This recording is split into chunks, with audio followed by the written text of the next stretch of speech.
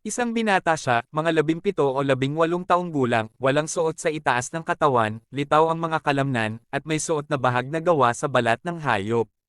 Nakaupo siya sa isang kabayong kulay roan. Ang pangalan niya ay Lang. Kasama niya ang 3 kabataang babae na nakasakay rin sa mga kabayo. Dalawa sa kanila ay may kargang maliliit na bata. May kasama rin silang 12-dosenang asong pastol na nagbabantay sa halos 100 tupa. Pumunta silang sa tabi ng lawa upang painumin ang mga tupa at manghuli ng mga ibong tubig. Hindi siya nakipag-usap sa grupo ni Yufu. Sa halip, pinatakbo niya ang kanyang kabayo sa gilid ng lawa at hinaila ang kanyang pana upang paputukan ang mga ligaw na pato na mababa ang lipad. Nakita ng mga mandirigma ni Yufu ang palaso na pinakawalan nilang, ngunit nang ito'y hindi tumama sa pato, natawa sila. Ngunit agad pagkatapos, isang pato ang tinamaan at sumigaw sa sakit, lumalabas na tama ang kalkulasyon nilang sa galaw ng pato. Sinubukan ng sugatang pato na lumipad palayo, ngunit mabilis itong hinabol ng mga asong pastol at ibinalik kay Lang, habang kamakawag ang buntot at tumatahol. Namangha at nainggit ang mga kasapi ng grupo ni Yufu. May nagsabi, "Hindi ko alam kung kailan matuturuan ang mga lobo na inaalagaan ng tribo natin na maging ganito." May sumagot naman, "Magkaiba ang aso at lobo. Ang aso marunong kumawag ang buntot at tumahol. Ang lobo, umaalulong lang." May nagmungkahi na makipagpalitan kay Lang para sa ilang aso, baka makatulong ang mga ito sa pagbabantay ng alagang hayop, at baka pwede pang hybrid sa mga lobo ng tribo para makagawa ng wolf dog. Naisip ni Yufu na may punto ito, kaya inutusan niya si Yuyi na magdala ng isang palayok at maliit na supot ng puting asin para makipag-usap.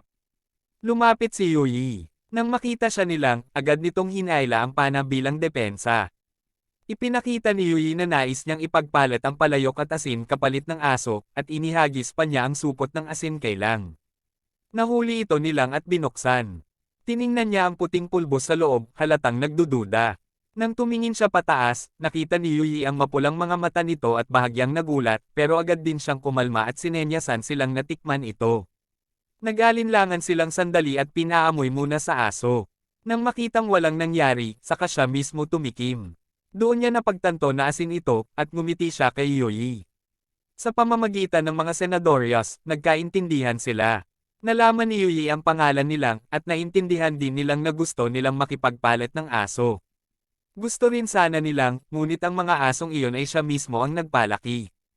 Kahit pumayag siya, hindi susunod ang mga ito sa ibang tao, karaniwang kaalaman ito sa mga tao sa kapatagan. Walang magawa silang, kaya ibinalik niya ang asin at sinenyasan na hindi siya maaaring makipagpalit. Umuwi si Yuyi na walang nakuha. Habang naghahanda ng umalis silang kasama ang mga babae at ang kanyang kawan, bumalik si Yuyi at ikinwento ang nangyari kay Yufu. Sumimangot si Yufu. Papadilim na, at 40 lang sila na magbabantay sa halos 1,000 hayop. Kung walang maayos na kulungan, tiyak na may mawawala sa gabi. Nag-isip sandali si Yufu. Kinuha ang supot ng asin, at hinabol silang sakay ng kabayo. Narinig nilang ang tunog ng kabayo at tumigil. Inihagis ni Yufu ang asin at sinenyasan na kung tutulungan sila ng mga aso na magbantay ngayong gabi, sa kanya na ang asin. Naunawaan ito nilang at masayang pumayag. Nagtipon ang dalawang grupo at humanap ng ligtas na lugar para magkampo. Gumamit sila ng mga lubad at lambat para gumawa ng simpleng kulungan, at doon ipinasok ang mga hayop. Pagsapit ng hapunan, sabay-sabay silang kumain. Gumamit sila ng palayok ng tribo ng Han upang magluto ng sabaw ng pato na may asin. Hindi pa kailanman natikman nilang ang ganitong pagkain. Sa kanilang tribo, wala silang palayok at kulang din sa tubig para sa sabaw. Tinuruan silang at ang mga babae kung paano gumamit ng chopsticks at kumain ng sabaw. Unti-unti silang naging komportable sa grupo ni Yufu at nagsimulang makipag-usap gamit ang mga senadoryas. Ikinwento nilang ang kanyang nakaraan. Galing siya sa isang malaking tribo na may 700 hanggang 800 katao. Ngunit dahil ipinanganak siyang may pulang mata, itinuring siyang malas ng shaman. May gustong pumatay sa kanya, at may gustong palayasin siya.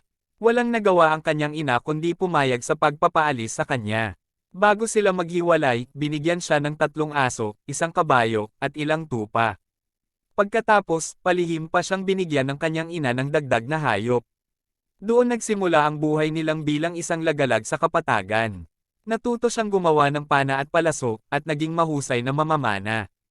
Nahuli niya ang ilang ligaw na kabayo, at lumaki ang kanyang kawen ng tupa hanggang halos 100. Dumami rin ang kanyang mga aso hanggang umabot sa mahigit 30. Nang maramdaman niyang kayanan niyang bumuo ng pamilya, ipinagpalit niya ang ilang tupa para sa 3 babae mula sa ibang tribo. Ngayon, may 2 na siyang anak, at buntis pa ang isa sa kanyang mga asawa. Nang marinig ni UFO ang kwento nilang, naantig siya. Silang ay isang likas na anak ng lupaing ito. Marunong siya sa iba't ibang wika ng mga tribo sa kapatagan, at napakahusay sa pagsakay ng kabayo at paggamit ng pana. Para sa tribo ng Han, isa siyang bihirang talento. Dito nagsimulang mag-isip si UFO kung paano siya mahihikayat. Tinawag ni Dufu si Ling at tinanong kung ano ang plano niya para sa darating na taglamig, lalo na't buntis ang isa niyang asawa at bata pa ang kanyang mga anak. Sinabi ni Ling na may alam siyang maliit na kagubatan. May mga puno roon para gawing panggatong at may mga palumpong na maaaring pagpastulan ng kanyang mga tupa. Ngunit sinabi ni Dufu na ang tribo ng Han ay may matitibay na bahay. Marami silang pagkain at tubig. Mas ligtas kung sasama siya sa tribo ng Han. Biglang naging mapagbantay si Ling. Akala niya ay nais ni Dufu na kunin ang kanyang mga tupa at aso. Ngunit natawa si Dufu at umiling. Kung gusto niya ng tupa, maaari siyang makipagpalitan sa mas malalaking tribo. Ang tribo ng Han ay may mga aso rin, ngunit hindi kasing dami o kasing husay ng kay Ling. Naunawaan niyon ni Ling at naging interesado siya sa tribo ng Han. Nagtanong siya tungkol sa lokasyon nito, bilang ng tao, at dami ng alagang hayop. Sinabi ni Dufu na nasa Hilaga, sa kabundukan, ang tribo ng Han, mahigit 1 buwang paglalakbay sakay ng kabayo. May halos 3,000 katao ang buong tribo. Bukod sa mga karaban ng mga ngalakal, mayroon silang 200 alagang hayop. Nagulat si Ling. Para sa kanya, ang 3,000 katao na may 200 hayop lamang ay tiyak na magugutom sa taglamig. Nakakita na siya ng mga tribong may libo-libong tao na may 10,000 hayop. Ipinaliwanag ni Dufu na ang mga baka at kabayo ng tribo ng Han ay ginagamit sa trabaho. Sila mismo ang nagtatanim ng pagkain. Ang kinakain nila ay buto ng isang uri ng damo na kapag niluto ay nagiging pagkain. Marunong din silang mangisda at mag-alaga ng ibang hayop kaya hindi sila nagkukulang sa karne. Napakatalino raw ng pinuno ng tribo ng Han. Siya ang nagturo sa lahat kung paano gumawa ng mga kagamitan, magtanim, at mag-alaga ng hayop. Nakinig si Ling, ngunit hindi niya lubos na naintindihan, lalo na ang tungkol sa pagtatanim ng pagkain. Para sa kanya, napakahirap paniwalaan iyon. Alam ni Dufu na mahihirapan siyang intindihin ito, kaya naglabas siya ng kalahating sako ng bigas mula sa kanilang dala. Kumuha siya ng isang dakot na palay at ibinigay kay Ling. Ito ang kinakain namin. Kapag tinanggal ang balat, nagiging bigas ito. Masarap kapag niluto. Bukas, ipapatikim ko sayo. Tinanggap ni Ling ang mga butil at sinuri ito sa liwanag ng apoy. Akala niya ay pagkain lang ito ng hayop at nahirapan siyang paniwalaan na pwedeng kainin ng tao. Tuldok, sinabi ni Ling na nakakita na siya ng ganitong damo sa kapatagan. Tumutubo ito sa tuyong lugar, umaabot hanggang baywang ang taas, at may mga butil sa tuktok. Gustong-gusto itong kainin ng mga hayop. Nagulat si Dufu. Sa tingin niya, maaaring ito ay isang uri ng butil na kahawig ng palay. Kung kaya itong itanim sa tuyong lupa, napakahalaga nito para sa tribo ng Han. Agad niyang hinawakan si Ling at tinanong kung maaari siyang tulungan na hanapin ang damong iyon. Nangako siya na kung matagpuan nila ito, bibigyan niya si Ling ng maraming puting asin at mga palayok. Natukso si Ling. Karaniwan lang ang damong iyon sa kapatagan, kaya pumayag siya kaagad. Kinabukasan, maagang nagluto ang mga tao ni Dufu ng lugaw. Nagluto rin sila ng espesyal na pagkain, kanin, para sa pamilya ni Ling. Maaga ring nagising si Ling. Hinahasa niya ang dulo ng kanyang palaso gamit ang ngipin ng lobo. Nang makita ito, naglabas si Dufu ng isang tansong dulo ng palaso mula sa tribo ng Han at ibinigay kay Ling. Tuwang-tuwa si Ling sa palaso at hindi ito mabitawan. Ibang-iba ang material nito kumpara sa gamit niya. Ang kanya ay gawa lamang sa kahoy at buto. Pinuri niya ang kalidad nito at tinanong kung ano ang material. Sinabi ni Dufu na gawa ito sa tanso, isang imbensyon ng kanilang pinuno. Ipinakita pa niya ang lahat ng kanyang mga palaso at pinahiram si Ling ng mahabang pana upang subukan. Nang subukan ito ni Ling, napansin niyang mas malayo ang abot nito kaysa sa kanyang pana. Sinabi pa ni Dufo na gumagawa pa ang kanilang pinuno ng mas maliit ngunit mas malakas na pana. Kapag sumali si Ling sa tribo, bibigyan siya ng isa. Natuwa si Ling at agad nagtanong kung totoo iyon. Kinumpirma ni Dufo at idinagdag pa na hindi nagtatangi ang tribo ng Han. Siya mismo ay dating pinuno ng isang maliit na tribo na sumama sa kanila kamakailan lamang. Nag-almusal silang magkasama. Kumain si Ling at ang kanyang pamilya ng kanin at karne ng ligaw na poto, habang ang iba ay lugaw ang kinakain. Nang matikman ni Ling ang kanin, hindi siya makapaniwala sa sarap nito. Hindi niya akalaing mula ito sa buto ng damo. Ipinaliwanag ni Dufo na madaling makuha ang ganitong pagkain. Ang bunga ng isang halaman ay sapat na para sa isang tao sa isang kainan. Pati ang tangkay at dahon ay maaaring aipakain sa hayop, walang nasasayang. Napaisip si Ling. Para sa kanya, napakagandang paraan ito ng pagkuha ng pagkain.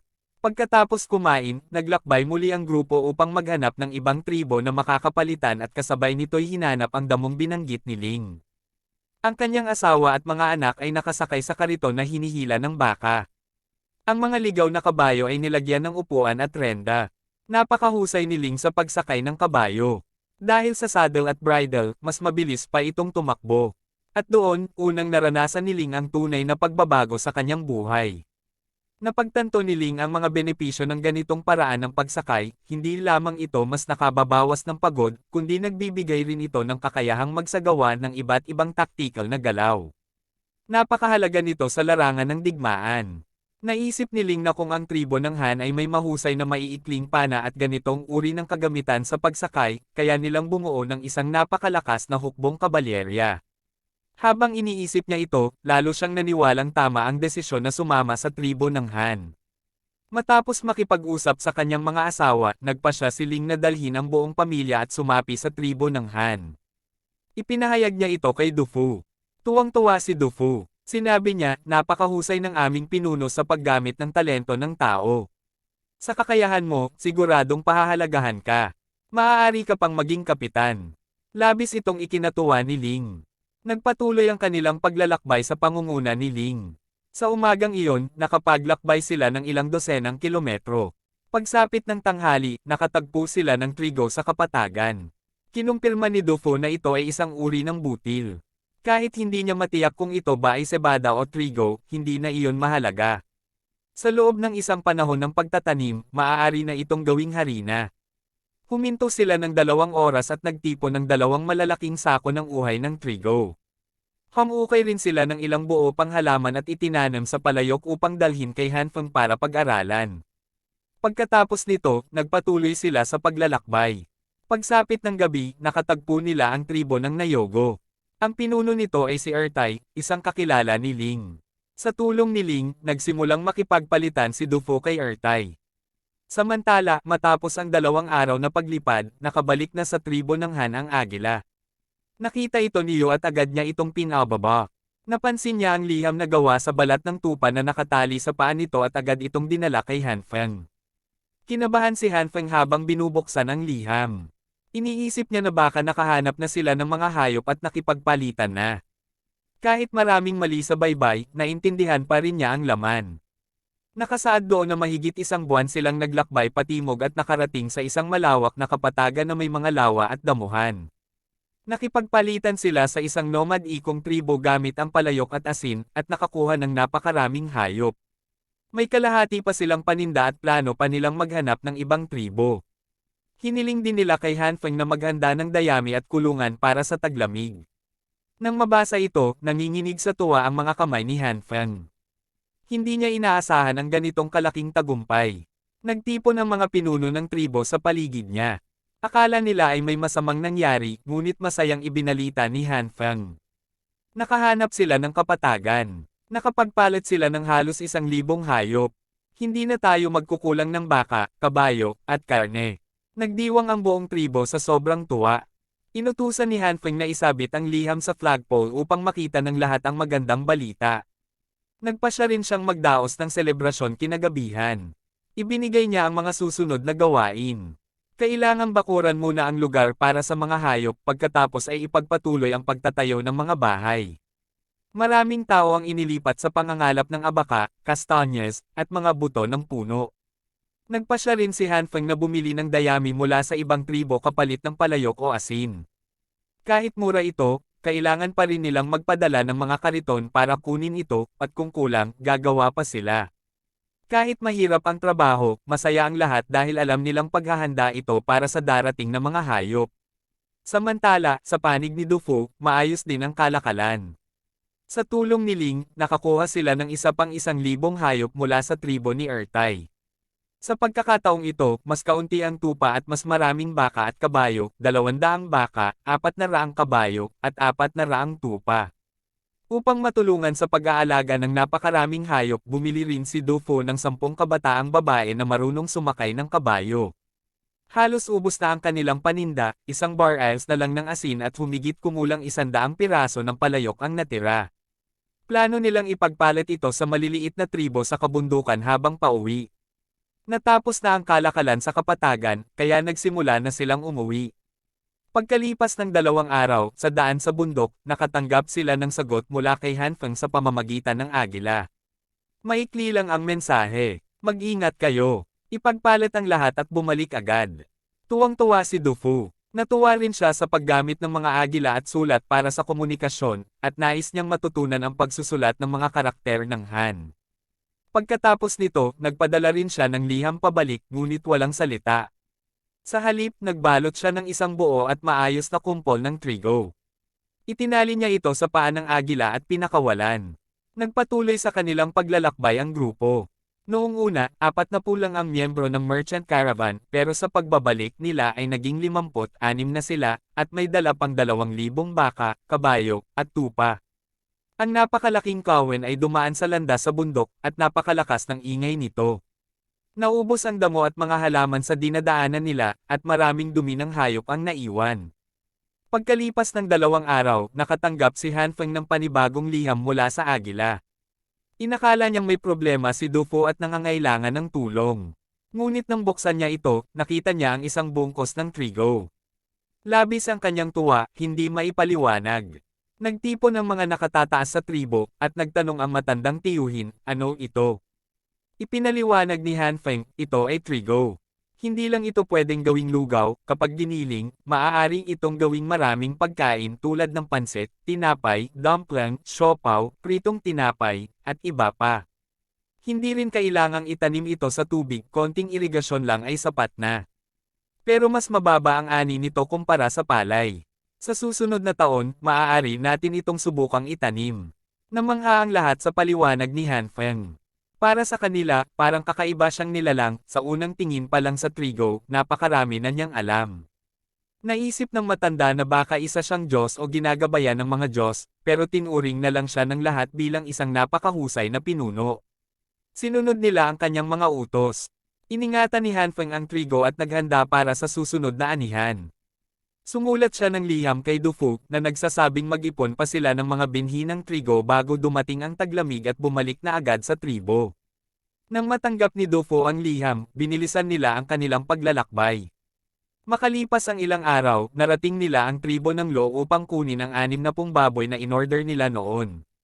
Halos 1 buwan na silang wala roon, kaya inakala ng pinuno ng Lo na may masamang nangyari sa kanila. Nang marinig niyang bumalik si Dufu na may dalang libo-libong hayop, siya ay nagulat at nainggit. Nag-alala pa siya na baka hindi na sila bentahan ng Han tribe o babaan ang presyo ng kanilang mga baboy. Ngunit hindi sila binigyan ng oras ni Dufu para mag-isip. Dumaan agad ang napakalaking kawan. Huminto lang sila saglit para mag-iwan ng kalahating barrels ng puting asin at ilang palayok, kinuha ang 60 baboy, at umalis agad. Mas mabilis ang naging pagbalik nila. May ilang maliliit na tribo ang gustong makipagpalitan ng hayop o balat pero hindi ibinebenta ang mga hayop. Kaunti lang ang ipinagpalit ni Dufu.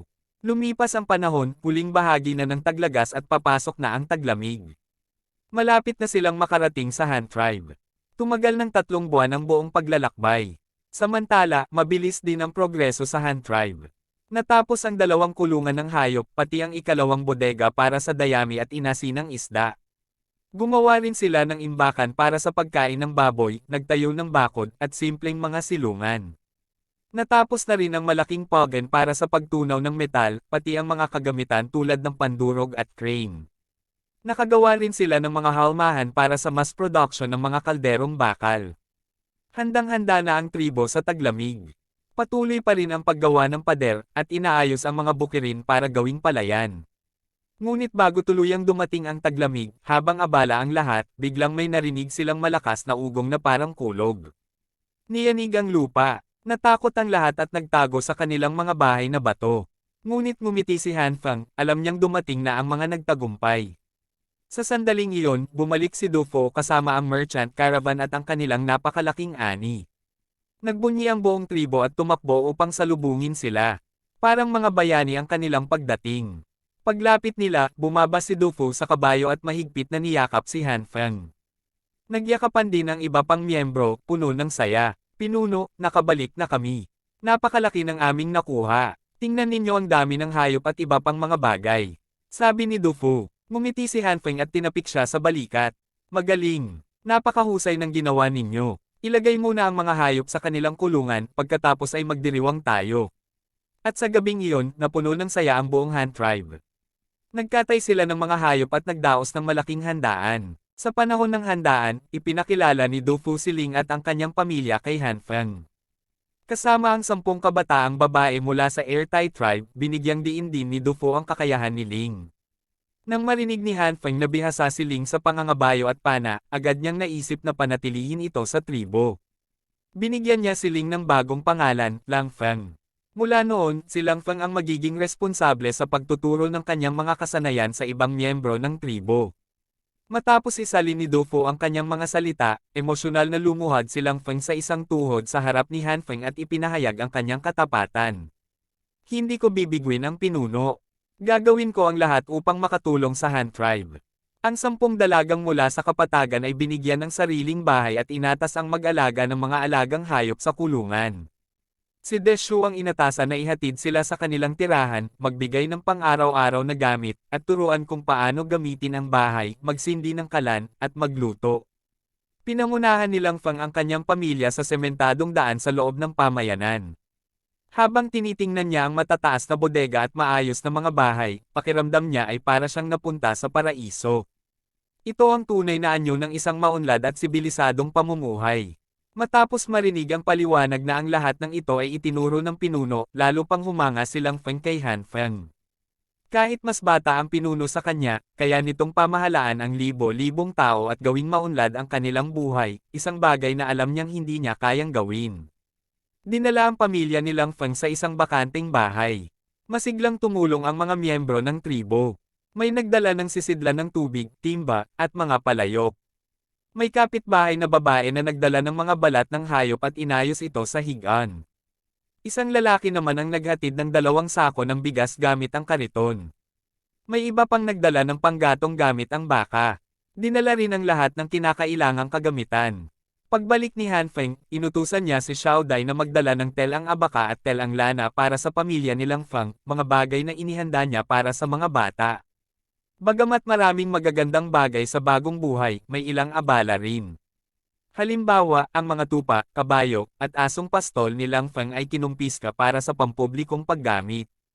Masakit ito para kay Langfeng, lalo na't sanay siya sa kanyang mga kabayo at hindi na niya ito makikita araw-araw. Naiintindihan ito ni Hanfeng, ngunit hindi maaaring alagaan ang mga kabayo sa loob ng tirahan, at hindi rin maaaring ipamahagi ang mga ito sa individual. Kaya ipinangako na lamang niya kay Langfeng na maaari niyang dalawin ang kanyang mga kabayo sa kulungan tuwing may oras siya.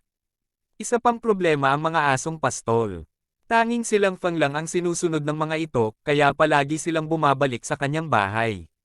Hindi rin alam ni Hanfeng ang gagawin, kaya sinabi niya kay Langfeng na bantayan ang mga ito at siguraduhing walang makakagat.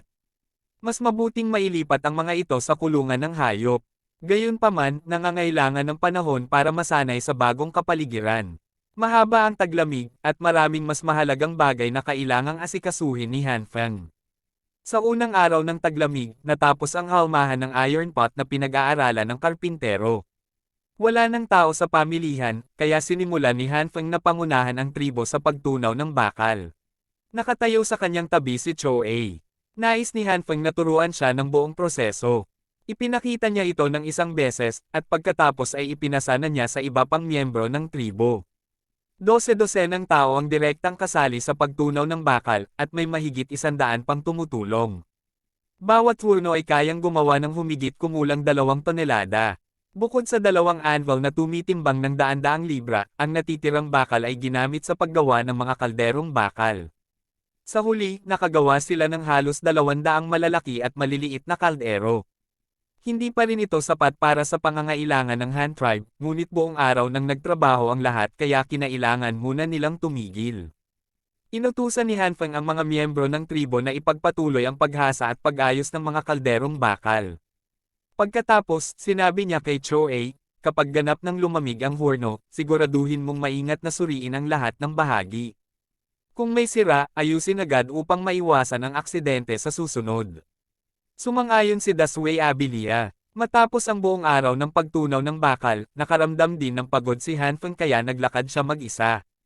Dahan-dahan siyang naglakad papunta sa pampang ng ilog na pinagkukunan nila ng tubig.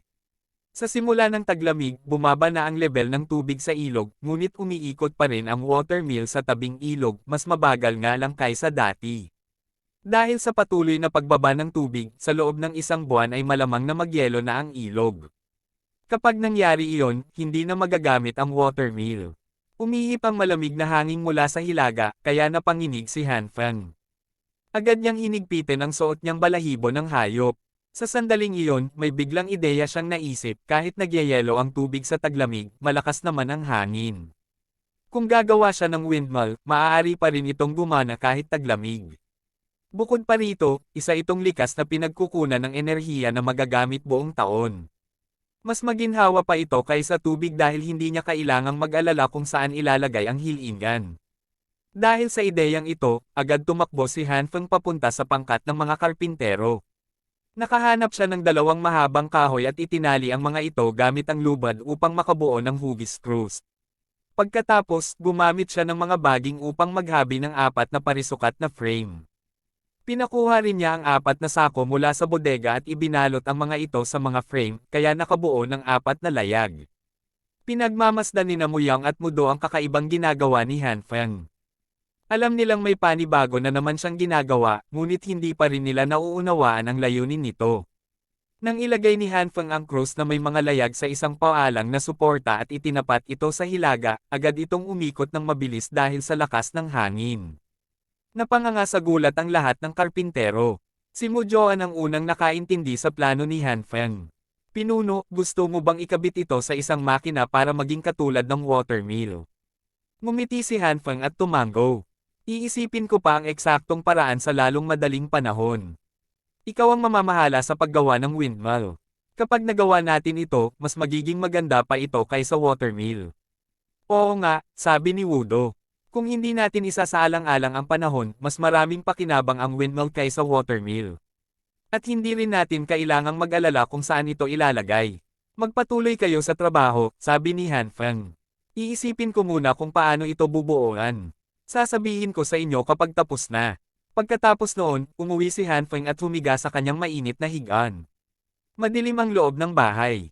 Ang mga bintana at pinto ay pansamantalang natakpan. Ang pinto ay gawa sa kahoy na tabla, at ang bintana ay balat ng hayop na nakaunat sa balangkas ng baging, kaya walang liwanag na makapasok. Wala pang papel ang Han tribe, kaya mahirap gumawa ng malinaw na bintana. Napabuntong hininga si Han Feng. Mahaba pa ang mga araw na darating, at marami pa siyang kailangang gawin. Ilang araw ang lumipas, pinangunahan ni Han Feng ang metallurgy team sa pagkatunaw ng 2 hurno ng bakal.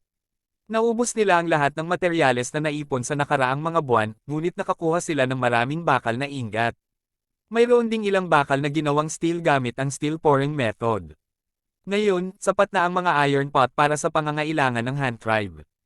May natira pang ilang dosina para sa kalakalan. Ang natitirang bakal ay ginawang ingot at itinabi muna. Pansamantalang itinigil ang pananaliksik sa bakal. Pagkatapos, agad pumunta si Han Feng sa karpintero. Ilang araw silang gumawa ng modelo ng windmill na kasing laki ng tao. Ang gagawin na lang ng mga tao ay palakihin ito. Inilunsad ang bagong proyekto, ngunit kulang sa tauhan ang karpintero kaya nag-recruit si Han Feng ng mas maraming karpintero para sa paggawa ng mga kagamitang kahoy. Dahil mayroon na silang bakal, nagsimula rin siyang pumili ng mga panday. Unti-unting isinasagawa ang pagsasanay ng mga teknikal na tao sa Han tribe. Walang panday noon ang tribo, kaya ang unang grupo ay personal na tinuruan ni Hanfeng. Mabilis na naitayo ang pandayan malapit sa blast furnace. Isang kabong gawa sa ledrilyo at kahoy. Naroon ang mga apprentice, mga dating wild men na sumali sa tribo. Kasama nila si Z, ang lalaking dati niyang ginamo ang kamay. Natuto na ito ng copper smelting at ngayon ay nag-aaral ng blacksmithing. Dahil may bakal at steel na sila, nagpa siya si Hanfeng na gumawa muna ng espada para sa sarili niya at ipakita sa mga apprentice ang proseso. Ang gagawin niya ay isang tipikal na 8 gilid na espada ng Han Dynasty. Makapal ito, maaaring gamitin sa saksak at hataw, at hindi madaling mabali. Pumili si Hanfeng ng isang bakal na ingot at inilagay ito sa pogan. Pinainit ito ng mga apprentice gamit ang bellow hanggang lumambot. Pagkatapos, kinuha ito gamit ang sipit at inilagay sa anvil. Habang pinupukpok niya ang bakal, ipinaliwanag ni Hanfeng ang proseso, pagpukpok, pagbaluktot, paghubog, pagpalamig, quenching, at pagbuo. Ang hawakan ng espada ay gawa sa nag-iisang tusk ng elepante sa tribo, isang kayamanang nakuha mula sa isang labanan. Hugis oval ito at hollow sa loob, may mga ukit sa labas. Isa itong sandatang sumisimbolo sa katayuan ng pinuno. Tinawag ang espada na galit ng anak ng langit, Janzino, na sumisimbolo sa ganap na kapangyarihan, ang kakayahang magpasya sa buhay at kamatayan. Dinala ni Hanfeng ang espada para ipakita sa lahat. Inilagay niya ito sa 2 ledrilyo, pagkatapos ay tinuntungan niya ito. Yumuko ang espada ngunit hindi nabali. Nang alisin niya ang paa, bumalik ito sa dating hugis. Lahat ay namangha at hindi makapagsalita. Pagkatapos, sinubukan ng talas ng espada. Isang iglap lamang, pinutol nito ang ulo ng isang tupa. Tumalsik ito ng 5 hakbang ang layo. Muling namangha ang mga nanonood. Ang isang tupa na may makapal na balahibo ay napugutan pa rin ng ulo sa isang iglap. Kung tao iyon, siguradong mas kakilabot pa ang magiging kamatayan. Pinuno, paano naging ganito kalakas ang espadang ito? Kung bawat mandirigma natin ay may ganito, kayang talunin ng isang tao ang 10. Sabi ng dakilang tiyuhin ng may paghanga. Tama nga, pinuno, maaari ba kaming magkaroon ng ganitong espada? Sabik na tanong naman ni Shu.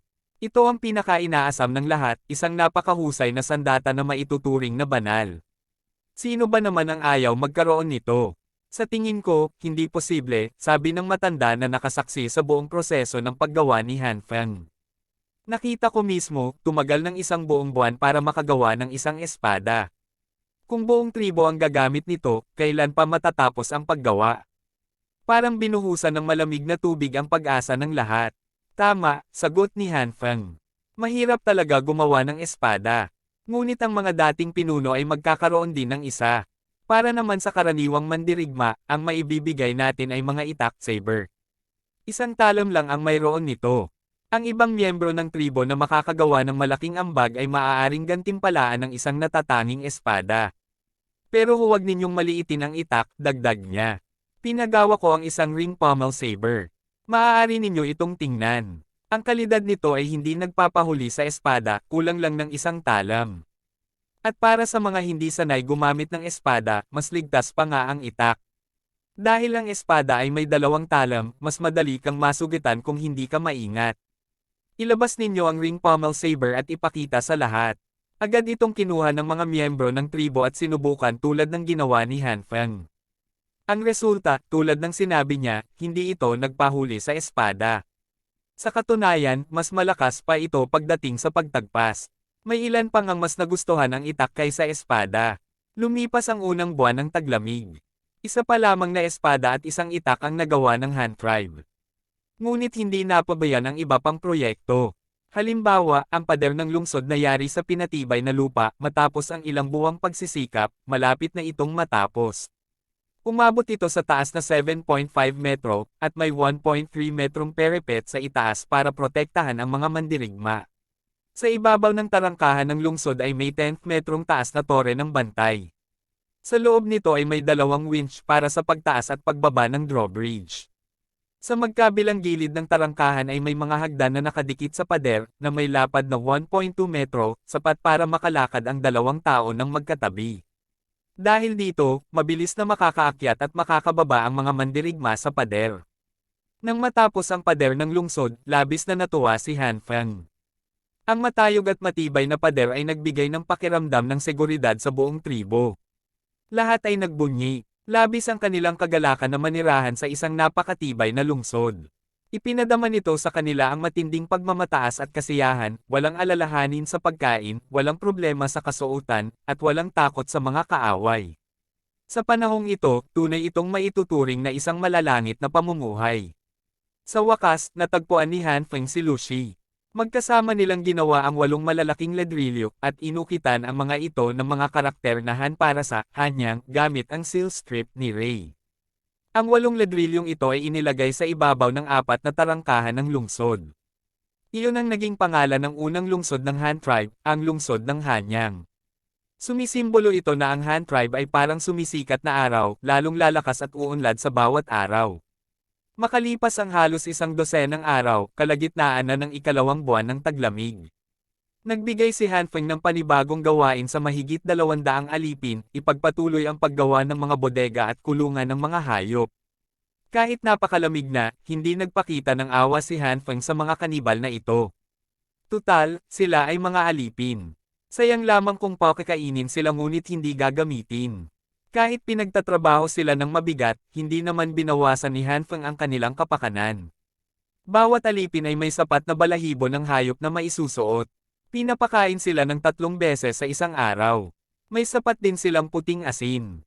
Bagamat kakaunti ang karne na kanilang kinakain, may libreng sabaw ng karne lalo na sa malamig na taglamig, at ang makainom ng mainit na sabaw ay isa ng uri ng kaligayahan. Sa dati nilang tribo ng mga kanibal, hindi nila naranasan ang ganitong uri ng buhay. Kaya naman naging masunurin ang grupong ito ng mga alipin. Masipag silang nagtatrabaho kapalit ng kanilang pagkain. Kapag hindi sila nagtrabaho, sila ay pinaparusahan.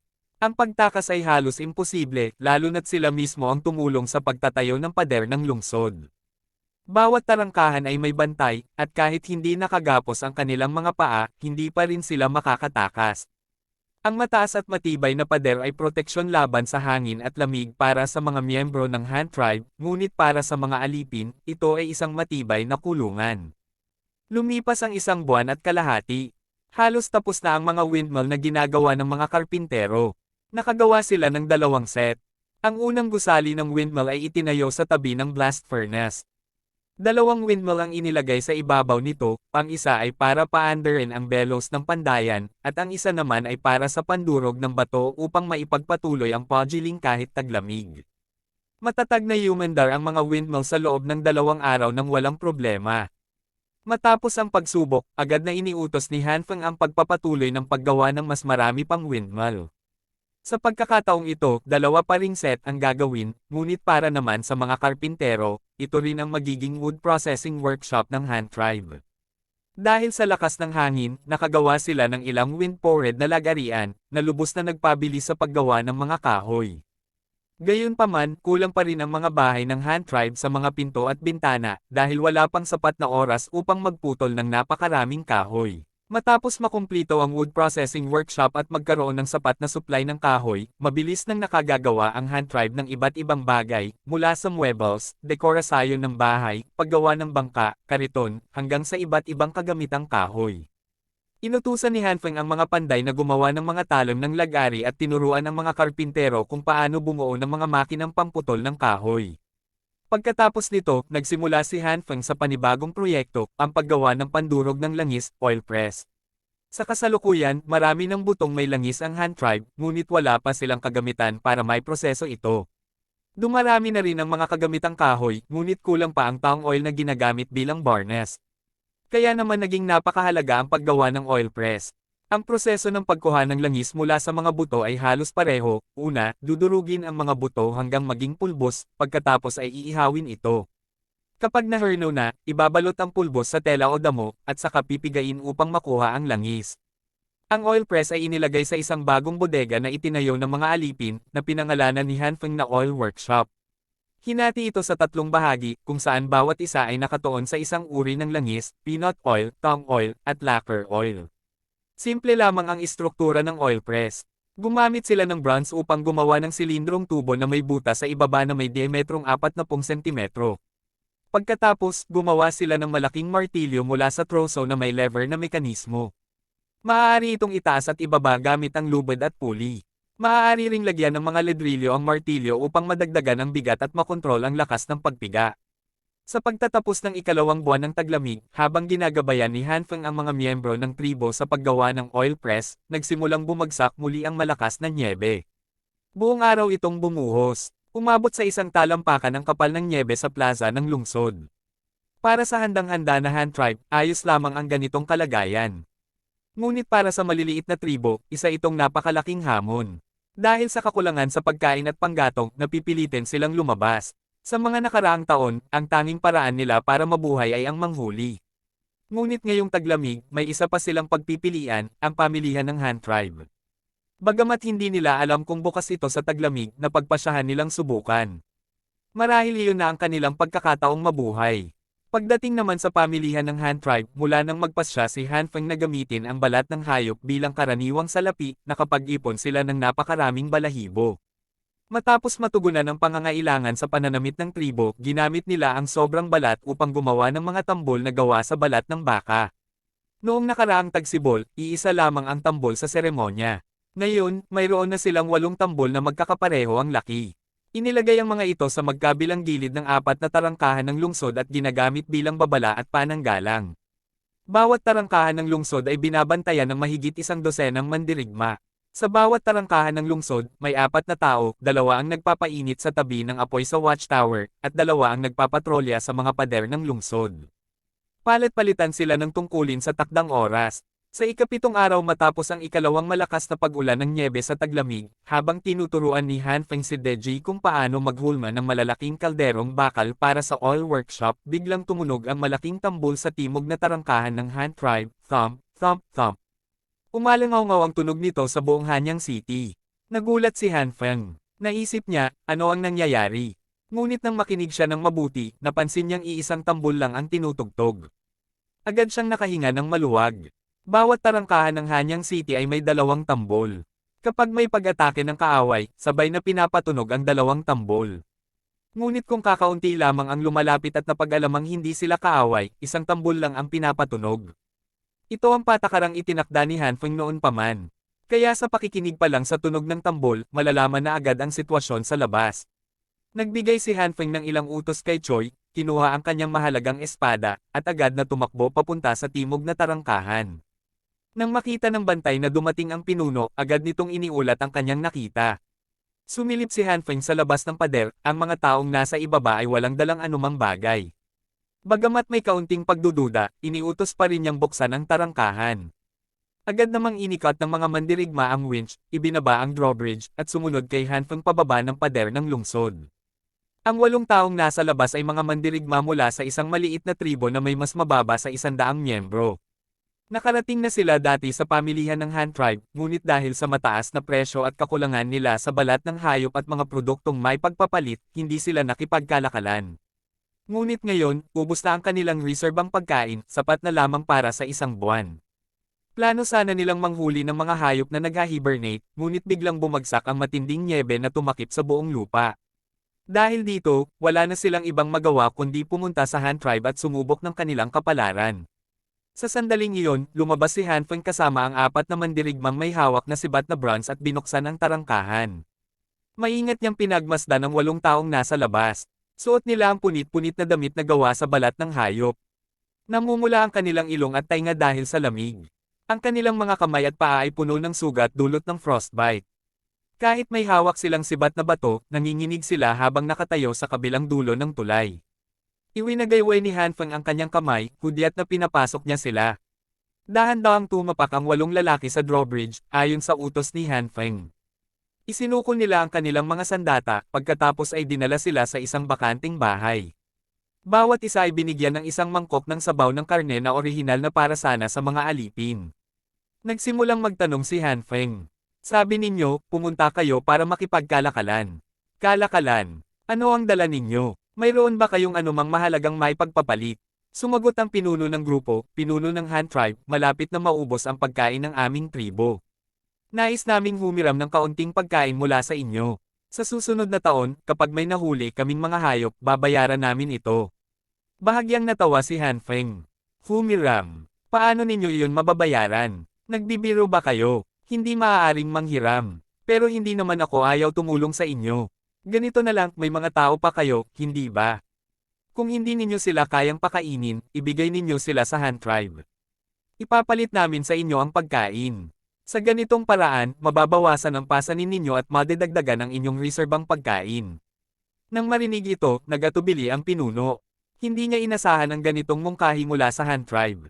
Bago sila umalis, hindi nila ito napag-usapan, kaya sandali siyang natigilan at hindi alam ang isasagot.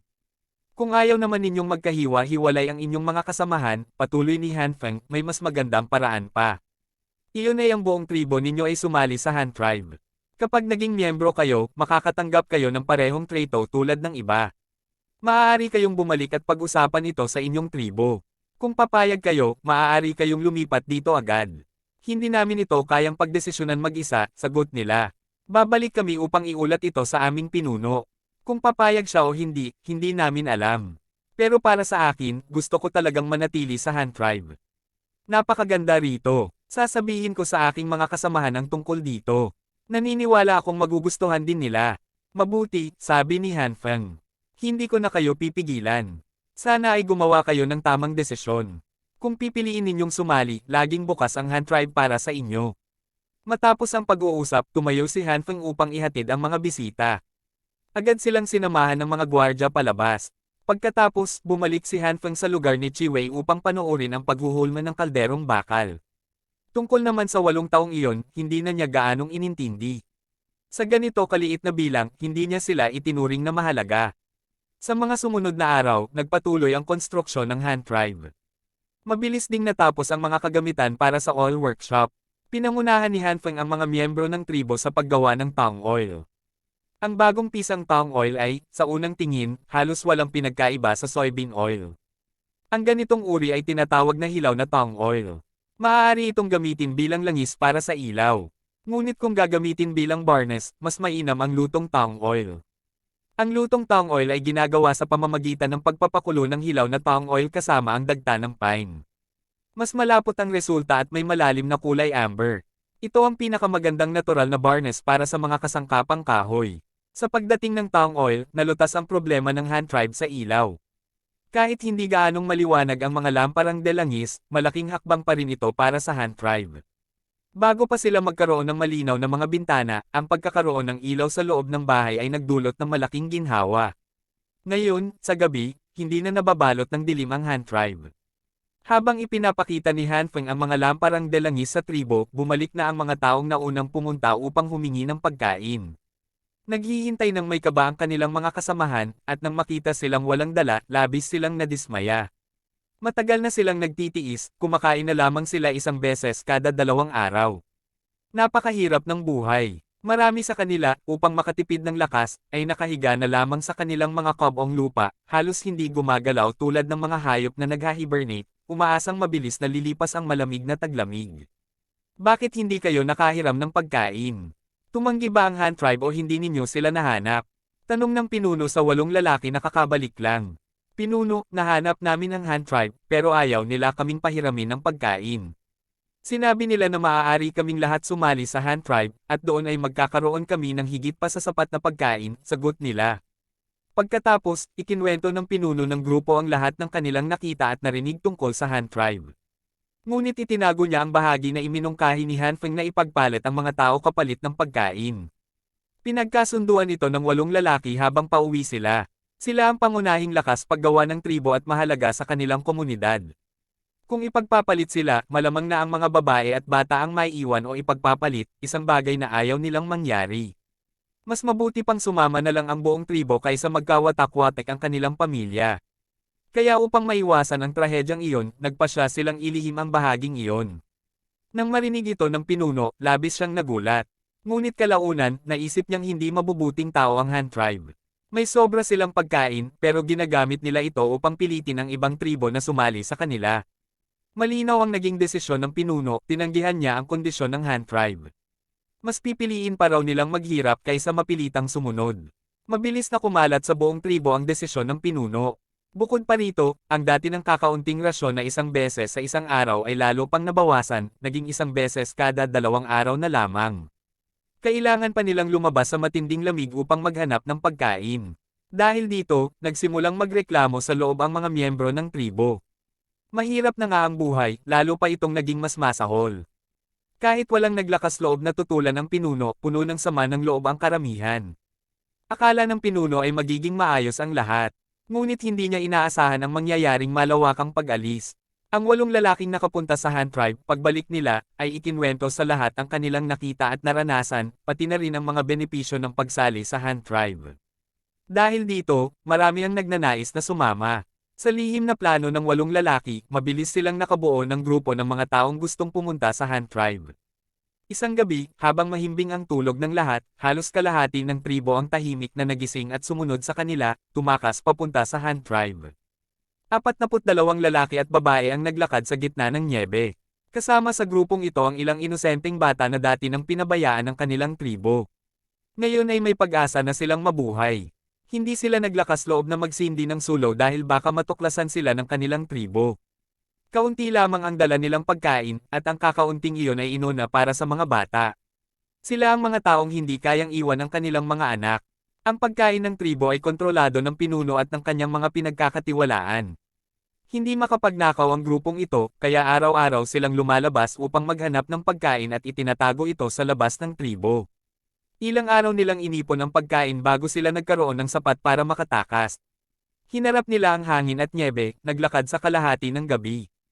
Kinabukasan na nang sila'y halos wala ng lakas dahil hindi sila nakakakain ng maayos. Ibinahagi pa nila ang kaunting pagkain sa mga bata, saka nagpatuloy sa paglalakbay. Naniniwala silang siguradong magagalit ang pinuno. Nag-aalala rin silang baka magpadala ito ng mga tao upang habulin sila. Sa kabutihang palad, natakpan ng bumabagsak na nyebe ang kanilang mga bakas, kaya kahit papaano ay nakahinga sila ng kaunti. Nagpatuloy sila sa ganitong kalagayan sa loob ng isa pang araw. Halos bumagsak na sa pagod ang lahat, walang apoy para magpainit, walang mainit na pagkain. Sa huli, nagpasya silang magpadala ng 2 tao sa Han Tribe upang humingi ng tulong. Ang iba ay mananatili muna. Susubukan nilang magsindi ng apoy at maghanap ng pagkain sa paligid. Desidido silang mabuhay. Naghintay sila ng 1 linggo.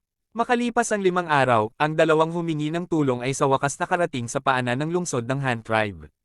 Kinailangan nilang tiisin ang lamig buong gabi sa may tarangkahan. Kinabukasan pa sila napansin ng mga bantay. Nang malaman ni Han Feng ang balita, agad niyang ipinabukas ang tarangkahan upang papasukin ang 2 lalaki. Isa sa kanila ay nagyelo na at walang malay.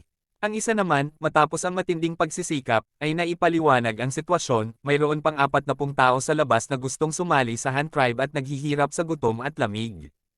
Agad nagutos si Han Feng ng isang rescue mission. Mabilis silang gumawa ng 5 simpleng sled. 20 kawal na nakasakay sa kabayo ang nagdala ng mga balahibong pambalot, pagkain, at mga kalderong bakal. Kasama nila ang lalaking may malay upang magsilbing gabay.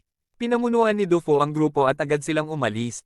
2 araw ang inabot bago nila narating ang lugar kung saan naghihintay ang iba, ngunit huli na ang lahat. Sa 40 tao, 5 na ang nagyelo hanggang mamatay. Ang natitira ay halos naghihingalo na rin. Payat na payat sila at wala ng sigla. Napilitan pa silang kainin ang mga balahibong ginagamit nila para magpainit. Ang ilang sanggol na nagpapasuso ay nabuhay lamang sa pag-inom ng dugo ng kanilang mga ina, dahil sa matinding kakulangan ng pagkain ay wala ng gatas ang mga ito. Ang nakakadurog pusong tagpong iyon ay labis na nakaantig sa mga miyembro ng Han Tribe na dumating upang sumagip. Agad nagutos si Dufo na ihanda ang mga kalderong bakal, at nagluto sila ng karne na may asin at kanin upang aipakin sa mga nakaligtas. Ipinamahagi rin sa kanila ang mga balahibong hayop na dala ng rescue team. Matapos ang 1 araw ng pag-aalaga, unti-unti silang nakabawi. Pagkatapos, sa tulong ng rescue team, inilibing nila sa lugar ang mga namatay. Ang lahat ng nakaligtas ay isinakay sa mga sled, at hinayla sila pabalik sa Han Tribe. Mabilis kumalat sa buong Han Tribe ang kwento ng mga taong ito. Naramdaman ng lahat ang matinding awa para sa kanila, at kasabay nito, lalo nilang na-appreciate ang kanilang kalagayan bilang miyembro ng Han Tribe, ang maayos na buhay na ibinigay sa kanila ng pinuno. Makalipas ang ilang araw, maraming miyembro ng tribo ang bumisita sa mga bagong dating matapos ang kanilang trabaho. Tinuruan nila ang mga ito kung paano gamitin ang mga kasangkapan ng Han Tribe, pati na rin ang kanilang wika. Tinulungan nila ang mga bagong dating na mabilis makapag-adjust sa kanilang bagong buhay. Ang mga bagong dating, sa harap ng init ng pagtanggap ng lahat, ay lubos na naantig. Matapos maranasan ang buhay sa Han Tribe, lalo nilang napatunayan na tama ang naging desisyon nila. Lumipas pa ang ilang araw, napakabilis ng panahon. Ikalawang buwan na ng taglamig. Natapos na rin ang Windpored Woodworking Workshop ng Han Tribe. Maraming miyembro ng tribo ang napalaya mula sa mabibigat na manu-manong trabaho, kaya nagsimulang magtalaga si Han Feng ng mga bagong gawain para sa kanila. Kalahati pa lamang ang lumipas sa 4 na buwan ng taglamig, ngunit halos ubos na ang pagkain ng iba't ibang tribo. Ang mga tribong kulang sa pagkain ay dumaranas ng pinakamahirap na panahon. Siguradong marami pang taong gustong lumipat sa Han Tribe. Para sa ibang tribo, ito ay isang sakuna, ngunit para kay Han Feng, isa itong magandang oportunidad upang makakuha ng mas maraming tao. Sa kasalukuyan, ang Han Tribe ay may halos 3,000 katao, kasama ang mga alipin, ngunit kaya pa ng lungsod ng Hanyang na tumanggap ng hindi bababa sa 2,000 pa. Kaya agad na nagpadala si Han Feng ng 100 mangangabayo. Hinati sila sa 10 grupo, tig 10 katao bawat grupo. Bawat isa ay may tig 2 kabayo. Mayroon ding isang agila bawat grupo para sa pagmamanman at komunikasyon. Kumalat sila sa iba't ibang direksyon sa paligid ng Han Tribe. Ang kanilang misyon ay hanapin ang maliliit na tribo na may mas mababa sa 100 katao. Dahil maliit ang kanilang bilang, malaki ang posibilidad na kulang sila sa pagkain. Maaaring mahikayat silang sumali sa Han Tribe o kaya'y makipagpalitan ng pagkain at balahibo kapalit ng mga tao na hindi magiging mahirap gawin. Matapos ipadala ang mga tauhan, nanatili si Han Feng sa lungsod ng Hanyang upang maghintay ng balita. Samantala, nagpatuloy ang konstruksyon sa Han Tribe. Dahil sa pagdating ng Windpored Forge Hammer at Woodsaw, malaki ang itinaas ng produksyon sa industriya ng paggawa, lalo na sa woodworking workshop. Kaya na nitong gumawa ng daan-daang bangkito araw-araw. Dahil dito, mabilis na naipamahagi ang mga pangunahing kasangkapan sa bawat pamilya sa Han Tribe. Tungkol naman sa paglalagay ng varnish na tongue oil, ipinagkatiwala ito sa bawat pamilya upang makatipid sa oras ng paggawa. Ang mga bangkito, parisukat na mesa, bintanang may slats, at mga pintong kahoy, lahat ng mahahalagang gamit at dekorasyon sa bahay, ay sunod-sunod na ginawa sa woodworking workshop, at pagkatapos ay ipinamigay sa bawat pamilya. Binago nito ang pamantayan at paraan ng pamumuhay ng mga miyembro ng tribo. Ang Pandayan Forge ay abala rin sa paggawa ng mas maraming kagamitan, mga kotsarang bakal, karit, gunting, at mga karayom sa pananahi. Tungkol naman sa paggawa ng karayom, matapos ang ilang pagpapabuti, nagawa pa ni Han Feng na lumikha ng mga spring. Sa panahong ito, ang mga pangkat ng mangangabayo na ipinadala upang maghanap ng maliliit na tribo ay nagdala rin ng magagandang balita. Ang 10 grupo ay sunod-sunod na nagbalik, dala ang mga taong kanilang ipinagpalit o kaya'y direktang dinala ang buong maliliit na tribo pabalik sa Han Tribe. Dahil dito, mabilis na lumaki ang populasyon ng Han Tribe. Sa loob lamang ng kalahating buwan, nadagdagan ito ng 200 hanggang 300 katao. Ngunit hindi iyon ang pinakamahalagang bagay. Ang mga pangkat na ito, habang naghahanap ng mga tao, ay nakagawa rin ng ilang hindi inaasahang pagtuklas. Mula sa dating lugar ng Black Rat Tribe, matapos maglakbay ng 5 araw patungong silangan, natuklasan ni Dufo ang isang malaking ilog. Ang lapad nito ay katumbas ng 7 o 8 bahay. Bukod pa rito, sa kanlurang pampang ng ilog ay may malawak at patag na lupain, mas malaki pa kaysa sa lungsod ng Hanyang. Ang lupain na iyon ay walang naninirahang tribo. Mayroon lamang ilang tribo sa kagubatan na nasa 2 araw na biyahe mula roon. Hawak ni Wu Mao ang isang simpleng iginuhit na mapa ng lugar habang ipinaliliwanag niya ito kay Han Feng. Kinuha ni Han Feng ang mapa at sinuri ito ng mabuti. Ayon sa kanilang pamantayan, ang isang bahay sa Han Tribe ay may lapad na 10 metro, kaya ang 7 hanggang 8 bahay ay katumbas ng 70 hanggang 80 metro. Ang ganitong kalapad na ilog ay maituturing talagang isang malaking ilog. Batay sa impormasyong geographical na alam ni Han Feng, malamang na ang pinagmumulan ng ilog ay mula sa sistema ng ilog sa silangan ng Mount Baobao dahil malapit lamang ito sa nasabing lugar. Kung saan may tubig, may buhay. Bukod pa rito, malapit ito sa Mount Baobao. Kung makokontrol nila ang lugar na iyon at makapagtatayo ng isang lungsod na may depensa, magiging napaka-convenient ang pagtunaw ng tanso, transportasyon sa tubig, at paggamit ng masaganang yamang isda sa ilog. Malapit nang maabot ng unang lungsod ng Han Tribe ang limitasyon ng populasyon nito. Kaya kinakailangan ng pumili ng lugar para sa susunod na lungsod ng mas maaga. Ang lugar na iyon ay may patag na lupa at saganang supply ng tubig, napakainam para sa pag-unlad ng agrikultura ng Han Tribe. Mula sa lungsod ng Hanyang hanggang sa dating lugar ng Rat Tribe ay isang araw na lakaran. Ngunit upang marating ang malaking ilog na tinukoy ni Wumao, kailangan pang maglakbay ng 5 araw sakay ng kabayo. Dahil sa nyebe at sa patuloy na paghahanap sa daan, mabagal ang kanilang pag-usad. Kung maglalakad, aabutin ito ng 7 hanggang 8 araw. Batay sa bilis na 20 kilometro bawat araw, tinatayang nasa 150 kilometro ang layo. Kung makakagawa sila ng tuwid na daan at maglalagay ng himpilan sa gitna para magpalit ng kabayo, maaari nilang marating ang lugar sa loob lamang ng 5 hanggang 6 na oras sa mabilis na pagtakbo. Sa kasalukuyang lakas ng Han tribe, kaya nilang kontrolin ang lugar na iyon at magtayo ng pangalawang lungsod. Ang himpilan sa gitna ay maaari ring paunlarin bilang isang maliit na nayon. Ang katotohanan na walang tribong naninirahan doon ay naiintindihan din. Kung tutusin, dahil may pinagkukunan lamang ng tubig, tiyak na maraming mababangas na hayop ang naruroon.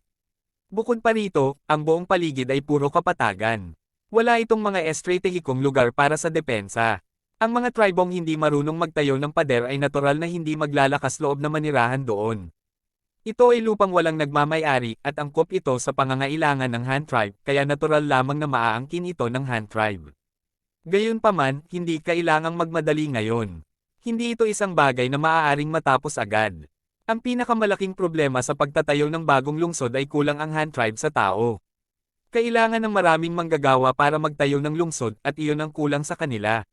Kung direkta silang magpapadala ng hukbo upang kumuha ng tao, magiging alipin lamang ang mga ito ng Han tribe. Malaking lugi iyon. Mas mabuti kung makakahanap sila ng paraan upang mahikayat ang mga tao ng walang dugong dam-anak.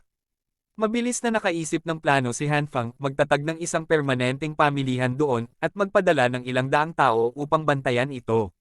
Basta't maprotektahan nila ito mula sa mga kalapit na tribo, sapat na iyon.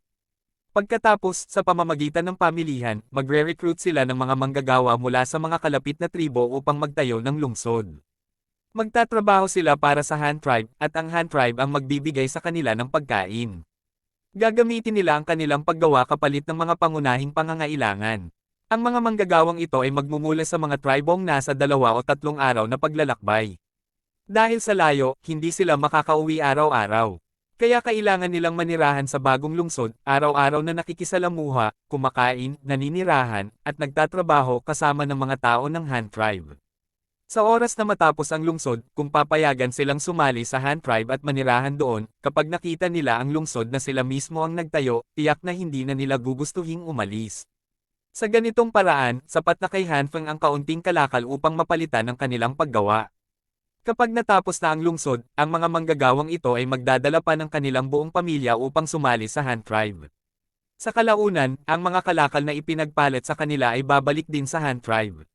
Samantalang ang mga nagamit na supply ay para lamang sa sariling tribo. Sa madaling sabi, wala talagang mawawala, parang nagtayo siya ng buong lungsod nang walang ginastos ni isang costing. Madidayo pa nga niya ang isang malaking grupo ng mga tao upang sumali sa kanila. Sa pag-iisip nito, hindi napigilan ni Han Feng na maging mas excited, isa na namang hakbang ito sa landas ng pagtatayo ng kanyang imperyo. Sa sandaling maisip niya ang paraan para sabay na makapagtayo ng bagong lungsod at mabilis na makakuha ng mas maraming tao para sa Han tribe, nagdesisyon si Han Feng na magtayo ng isang permanenteng pamilihan sa bagong lungsod. Magpapadala siya ng ilang daang tao upang magbantay dito. Sa pamamagitan nito, magre-recruit sila ng mga manggagawa mula sa mga kalapit na tribo upang itayo ang lungsod. Gagamit sila ng pagkain at mga pang-araw-araw na pangangailangan bilang kapalit ng paggawa. Ang mga manggagawang ito ay kakain at titira kasama ng mga tao ng Han tribe. Unti-unti, sila ay maaangkin at magiging bahagi ng tribo. Kapag natapos na ang bagong lungsod, papayagan silang sumali sa Han tribe at manirahan doon. Kapag nakita nila ang lungsod na sila mismo ang nagtayo, tiyak na papayag sila. Sa ganitong paraan, sapat na kay Han Feng ang gumastos ng kaunting kalakal. Kapag ang mga manggagawang ito ay dinala ang kanilang pamilya upang sumali sa Han tribe, babalik din sa tribo ang mga kalakal na ipinagpalit sa kanila. Ang mga nagamit na supply naman ay mapupunta rin sa sariling mga miyembro ng tribo. Walang talagang magiging lugi sa huli. Sa pamamaraang ito, mabilis niyang mapapalawak ang Han tribe. Kapag sapat na ang kanilang populasyon, maaari niya itong hatiin sa iba't ibang grupo at ipadala sa iba't ibang lugar upang magtayo pa ng mga bagong lungsod, kaya't lalo pang lalaki ang populasyon. Nagdesisyon si Hanfeng na gamitin ang natitirang panahon ng taglamig upang maghanda ng mga supply, mga kolisyon ng baka, saddle, palayok, puting asin, kahoy na bar aisles, mga kasangkapan, at iba pa.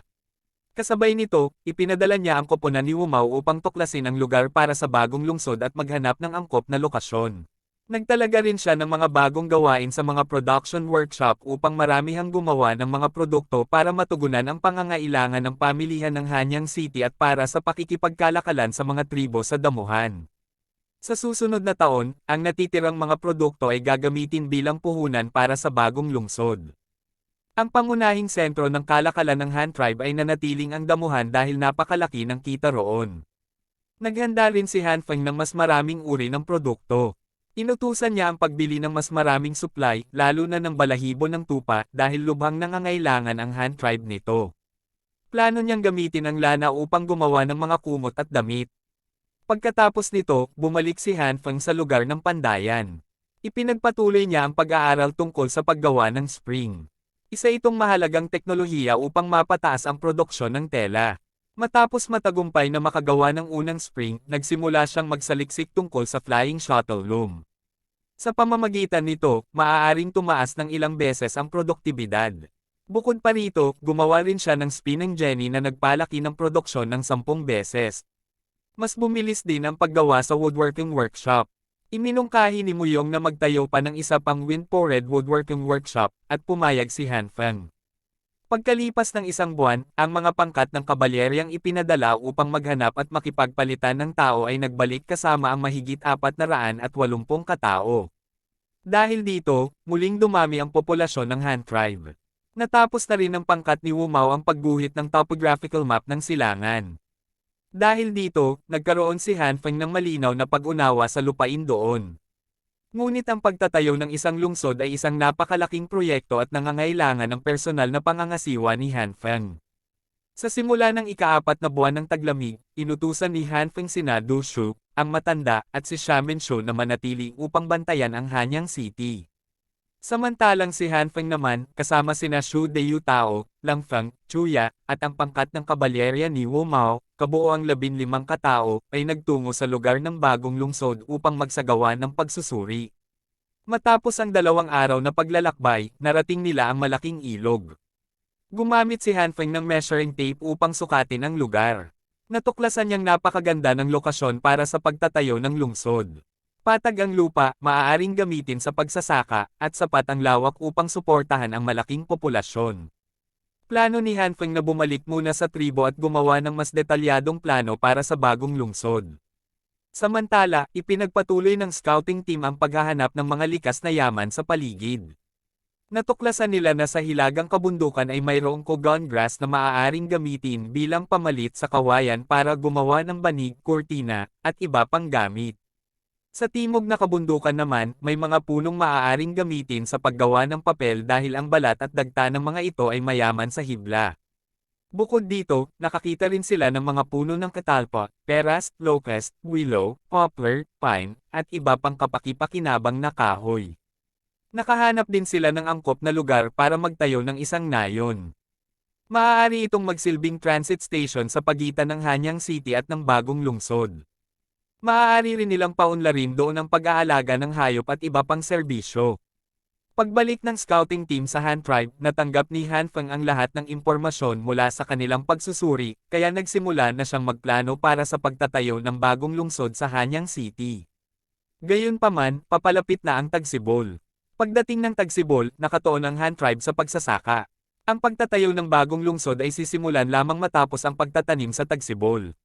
Sa huling buwan ng taglamig, ang mga pangkat ng kabalyero na ipinadala upang makipagkalakalan at maghanap ng mga tao ay nakapagbalik pa ng karagdagang 300 katao. Kapag isinama sa naunang bilang, nadagdagan ng 817 katao ang populasyon ng Han Tribe ngayong taglamig. Umabot na sa 4,000 ang kabuoang populasyon nila. Dumating ang Tagsibol. 12 taong gulang na si Hanfeng. Patuloy ring mabilis ang pag-unlad ng Han Tribe. Isa na namang pangkat ng kabataan ang naging ganap na matanda, bagamat hindi marami, humigit-kumulang 100 katao lamang. Sa pagdating ng Tagsibol, muling ginanap ang taon ng seremonya ng paghahandog, ngunit kakaiba ito ngayong taon. Hindi lamang mga miyembro ng Han Tribe ang lumahok. Dahil kasabay nito ang Spring Festival, isinagawa rin ang unang market fair ng taon. Ngunit ang market fair ngayong taon ay hindi lamang para sa pangangalakal ng mga produkto. Ito rin ay para sa mga tribong natutong magtanim ng palay upang matuto ng mga karanasan sa pagsasaka mula sa Han Tribe. Bukod sa pag-aaral ng pagsasaka, inilipat din sa pamilihan ng Han Tribe ang malaking pagtitipon sa Tagsibol. Ang mga pinuno, shaman, at matatanda ng iba't ibang tribo ay dumating kasama ang kanilang mga mandirigma at mga kabataang bagong nasa hustong gulang. Nagtayo sila ng kampo sa madamong kapatagan sa kanluran ng Hanyang City. Karamihan sa mga kabataang ito ay unang beses pa lamang bumisita sa Han Tribe. Lahat sila ay namangha sa kanilang nakita. Pagkalipas ng 3 araw, marangel na isinagawa ng Han Tribe ang seremonya ng paghahandog upang ipakita ang lakas ng tribo. Pumila ng maayos ang mga miyembro ng tribo at nagmarcha palabas ng kanlurang tarangkahan. Bumuo sila ng maayos na hanay sa labas ng lungsod. Pagkatapos ay tumunog ang mga tambol sa ibabaw ng pader ng lungsod. Bumukas ang tarangkahan at isa-isang nagmarcha palabas ang mga miyembro ng tribo. Isang malaking bandila ang nakasabit sa pader ng lungsod. Nakaukit dito ang mga karakter na nangangahulugang, parangalan ang mga ninuno, at masaganang bagong taon. Kasunod nito ay lumitaw ang prosesyon na kumakatawan sa 6 na uri ng alagang hayop na nagdulot ng malaking ingay at paghanga sa mga tao. Ang 4 na mataas na pinuno ay itinaas ang watawat ng tribo at lumakad patungo sa flagpole sa pader ng lungsod. Nanguna si Hanfeng sa pagtaas ng watawat, pagkatapos ay nagbasa siya ng panalangin para sa mga ninuno at nagbigay ng inspirasyon sa mga miyembro ng tribo. Yumuko ang lahat bilang paggalang sa watawat at sa bandilang nakasabit sa pader ng lungsod. Matapos ang seremonya, nanatiling nakasabit ang bandila hanggang gabi bago ito ibinaba. Pagkatapos nito, pumila ang mga miyembro ng tribo upang bumalik sa lungsod. Inuwi nila ang kanilang mga anak at nagpatuloy ang bawat isa sa kani-kanilang gawain. Nang maghiwa-hiwalay na ang mga tao, dumating naman ang mga karwaheng hila ng baka na may dalang mga produkto sa lugar sa labas ng lungsod. Nagsimula silang magtayo ng mga pwesto sa pamilihan. Sa pagkakataong ito, marami ng bagong produkto tulad ng mga bakal na kaldero, bakal na kutsara, karayom sa pananahi, at gunting. Mayroon ding mga mesang kahoy, upuan, at mga kagamitang bakal para sa pagsasaka. Humingi ang Han Tribe ng mga tao kapalit ng mga kagamitang metal. Ang ibang mga tribo ay pumayag at nakipagpalitan gamit ang kanilang mga tao. Dahil dito, nakapagdagdag muli ang Han Tribe ng 300 katao. Pagkatapos noon, bumukas ang silangang tarangkahan ng Hanyang City, at ang mga baka at kabayong humihila ng araro ay nagsimulang magtungo sa mga bukirin. Nagsimula ang pagtatanim sa Tagsibol. Nagkalat din sila ng pataba sa mga bukirin. Napakalawak ng sakahang inihanda ng Han Tribe ngayong taon. Bukod sa mga palayang ginawa noong nakaraang taon, nilinis din noong taglamig ang lupain sa silangang pampang ng maliit na ilog. Karagdagang 1,500 mo ng lupa ang ginawang bukirin. Inatasan ni Hanfeng na magtanim ng trigo sa lugar sa silangang pampang. Una, kalahati lamang ng mga binhi ang kanyang itinanim bilang pagsubok. Bagamat hindi niya alam ang eksaktong paraan ng pagtatanim ng trigo, alam ni Hanfeng na kailangan munang gumawa ng mga todling bago ikalat ang mga binhi. Kaya hinati niya ang lupain sa ilang bahagi, kabuoang 5 mo. Habang masiglang nag-aararo ang mga miyembro ng tribo, hindi rin naging abala si Hanfeng. Siya mismo ang nag-araro ng 5 mo ng lupa. Pagkatapos noon, nagsimula na siyang maghanda para sa pagpapaunlad ng bagong lungsod. Upang mapaunlad ang bagong lungsod, kinakailangang magpadala muna ng grupo ng mga mandirigma roon upang linisin ang mga mababangas na hayop sa paligid, magtayo ng kampo, at maghanda para sa pagtatatag ng pamilihan. Sa kasalukuyan, wala pang regular na hukbo ang Han Tribe. Plano ni Hanfeng na gumawa muna ng mga sandata at kagamitan para sa hukbo. Ang isang tunay na hukbo ay kailangang may pagkakaisa at pagkakapareho, lalo na sa uniforme. May sapat ng telang abaka ang Han Tribe upang makagawa ng uniforme para sa mahigit 100 tao. Inutusan ni Hanfeng na kulayan ito ng madilim na pula. Ginawa itong 2 patong na panloob na kasuotan, isang panlabas na balabal, at pati sapatos. Ang bote ng hukbo ay yari sa balat ng baka. Ang disenyo nito ay mababang itim na bota. Ang talampakan ay gawa sa balat ng baka at itim na kahoy na ebony na may inukit na disenyo laban sa pagdulas. Dahil may bote, kailangan din ng baluti. Nagpasya si Hanfeng na gumamit ng leather armor dahil madali itong gawin. Ang materyales ay hilaw na balat ng hayop. Ang baluti ng impanterya ay parang bulletproof vest. Isinusuot ito mula sa ulo at sinasarhan gamit ang mga butones. Kulay dilaw ang bahagi sa dibdib at may nakalimbag na karakter na nangangahulugang, tapang. Mayroon ding dalawang arm guards. Mas simple naman ang baluti ng mga mamamana. Isang patong lamang ito at sinisinturahan gamit ang sinturon. Ang baluti ng kabalyerya ay kahawig ng sa impanterya, ngunit mas mahaba ang paldang bahagi nito at hati sa kaliwa at kanan. May kasama rin itong helmet. Ang helmet ay may matulis na tuktok, bilog ang hugis, may visor, at may dekorasyong balahibo. Matapos idisenyo ang mga baluti, kinailangan ding baguhin ang mga sandata. Ang bagong mahabang sibat ay gawa sa bakal. Ang dulo nito ay patag at may apat na gilid na hugis pyramid. Mayroon itong socket para ikabit sa hawakan. Ang mga balahibong nakakabit sa sibat ay may mahalagang gamit. Nakakatulong itong masukat ng gumagamit ang lakas ng kanyang pagsaksak at nakakaagaw rin ng pansin ng kalaban.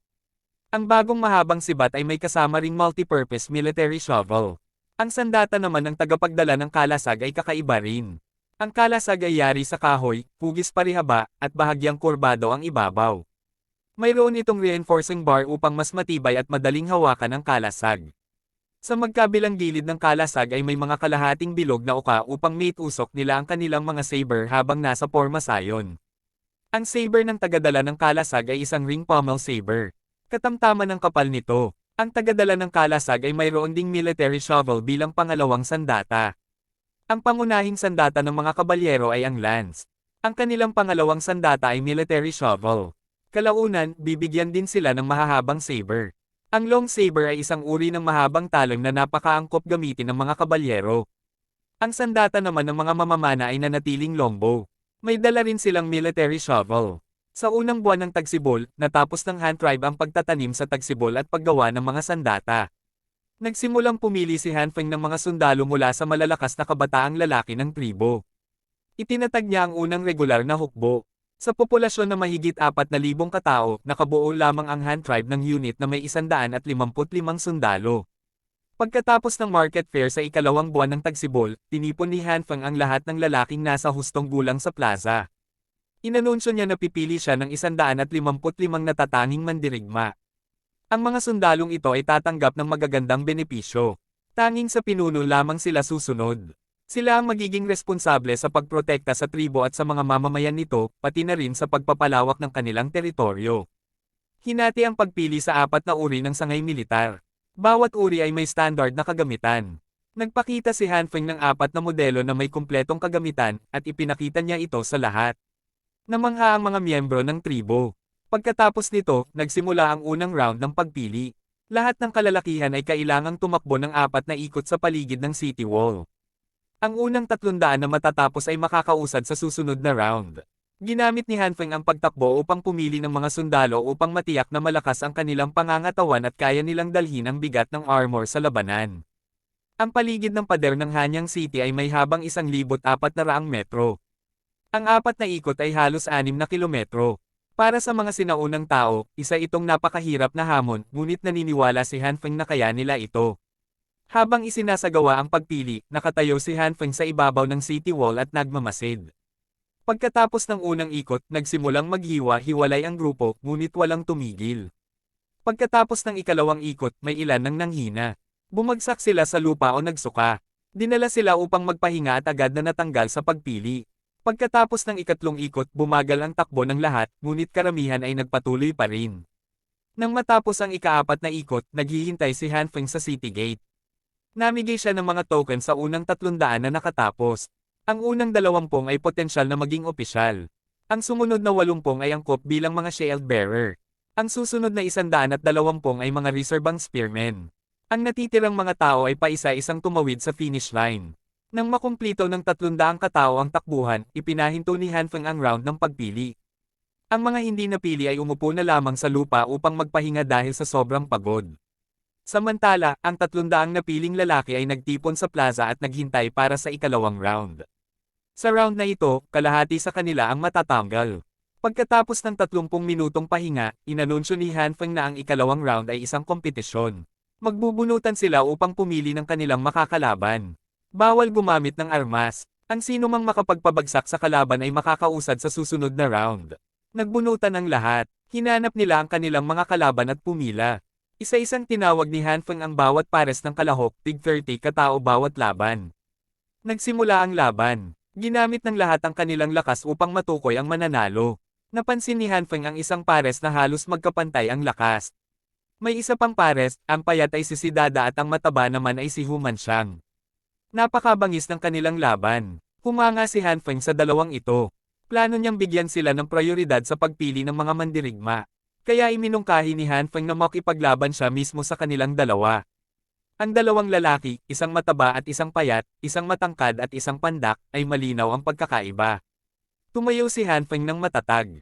Naglalabas siya ng aura ng kumpiyansa at determinasyon. Si Hu Manxiang ay matipuno, nakaumbok ang mga kalamnan at puno ng lakas. Samantalang si Dada ay payat ngunit mabilis kumilos at matalim ang tingin. Ang tatlo ay tumayo sa gitna ng lugar. Pinigil ng lahat sa paligid ang kanilang hininga habang hinihintay ang kapana-panabik na laban.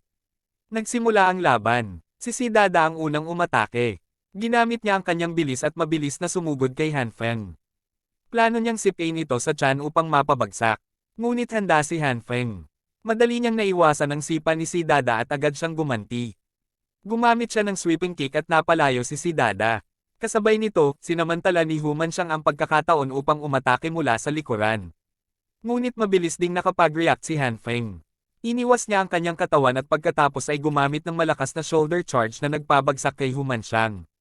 Sa huli, hindi nagawang talunin ni Dada at Hu Manxiang si Han Feng. Nagtinginan ng dalawa at ngumiti.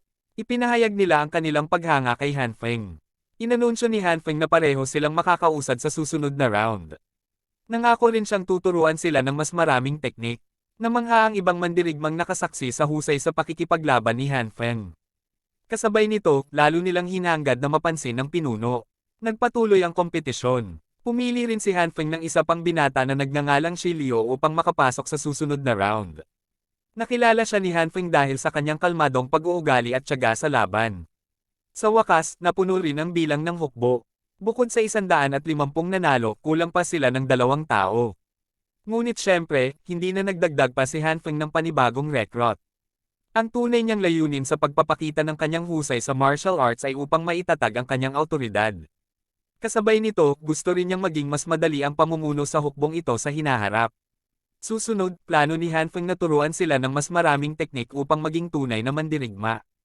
Matapos ang recruitment, bumalik sa normal na takbo ng buhay ang Han Tribe. Inutusan ni Han Feng ang dating mga miyembro ng Bayan Tribe na bumuo ng pangkat na may 100 katao. Ipapadala sila sa dati nilang pamayanan upang magtanim ng abaka. Samantala, pinangunahan naman ni Shu ang isa pang grupo patungo sa bundok Baobao upang magmina ng tanso. Tungkol naman sa pagmimina ng bakal.